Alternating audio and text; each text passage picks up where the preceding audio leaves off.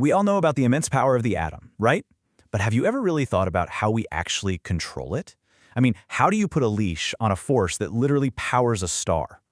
Okay, so let's get right to the heart of it, because the real problem here is speed. A nuclear chain reaction, the kind that we use for power, happens, well, it's almost instant. So the real question is, how on earth do you control something that's over before it even begins? Just look at that number, 1/10,000th of a second.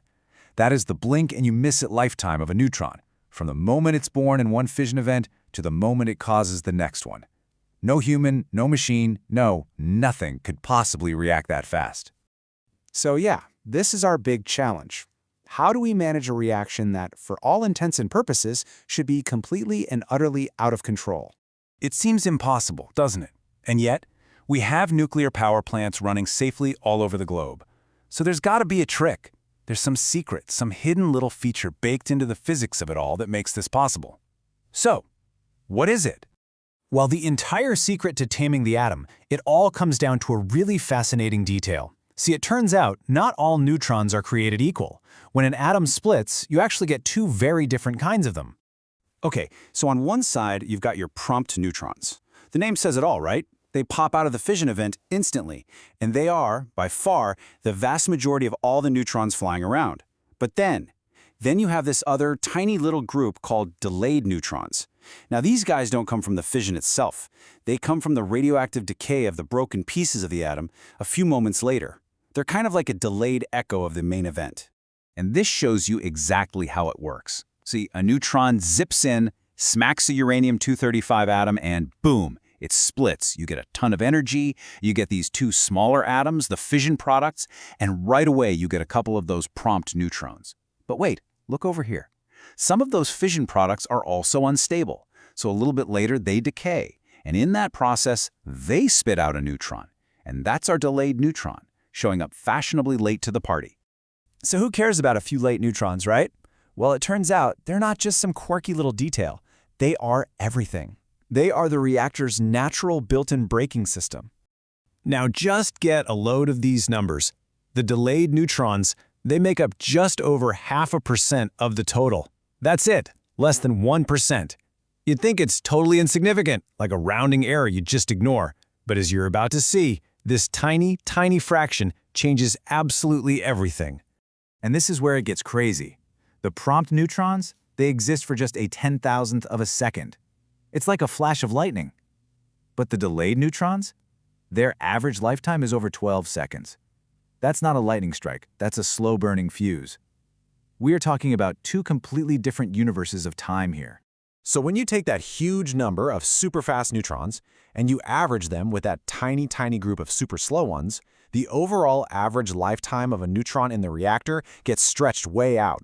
It's not that impossible 0.0001 seconds anymore.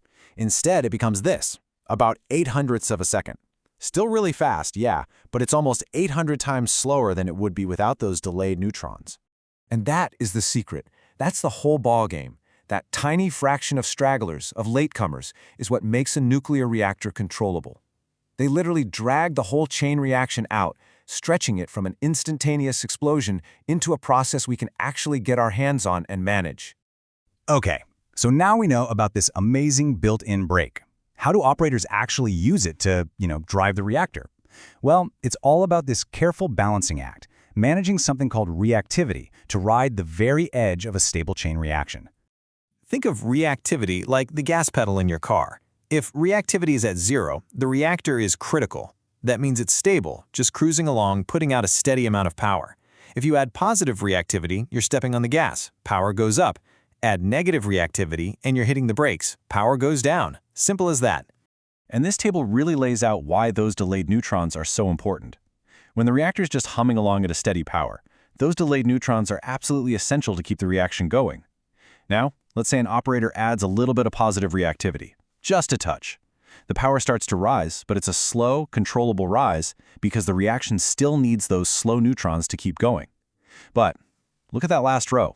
If you jam the pedal to the floor and add more reactivity than the entire delayed neutron fraction, the reactor doesn't need them anymore. The prompt neutrons can keep the chain reaction going all by themselves, and that, my friends, is a runaway train. This incredibly dangerous state has a name that basically gives nuclear engineers nightmares: prompt critical. It means the reaction is no longer on our timescale. It's not governed by the slow, manageable pace of the delayed neutrons anymore. It's now running on the explosive, lightning-fast timescale of the prompt neutrons alone. And just how fast are we talking? Well, the source material gives us this absolutely mind-boggling number. If a reactor went prompt critical, its power could multiply by over 22,000 times in a single millisecond. That is the very definition of uncontrollable. And that is exactly why every single thing we do in a nuclear reactor is designed to stay safely inside the buffer, inside the safety net provided by that tiny 0.65% of delayed neutrons. Now, this actually creates some pretty interesting effects for the operators. When they pull on a control device to add some reactivity, the power starts to climb at a nice predictable rate. But those delayed neutrons, they create this sort of memory in the system. So even when an operator starts to push the control devices back in to stop the power from rising, the power can actually keep going up for a little while, because that echo of delayed neutrons is still arriving from a few seconds ago. This is exactly why reactor operators have to be so well trained and so disciplined. They can't just react to what the dials are saying right now. They have to think ahead. They have to anticipate this built-in lag and plan their moves seconds, sometimes even minutes, in advance. So, you see, in the end, it all comes back to this one single, humble number: 0.65%. The entire massive, complex, and incredibly powerful system of nuclear energy is made safe, is made controllable, all thanks to this tiny, almost insignificant fraction of particles that are just a little bit late to the party. It's a pretty powerful idea when you think about it, and it kind of makes you wonder, doesn't it? What other huge, complex systems, in technology, in nature, maybe even in our own lives, are being held in a perfect, safe balance by some surprisingly small, almost hidden little thing that most of us never even notice?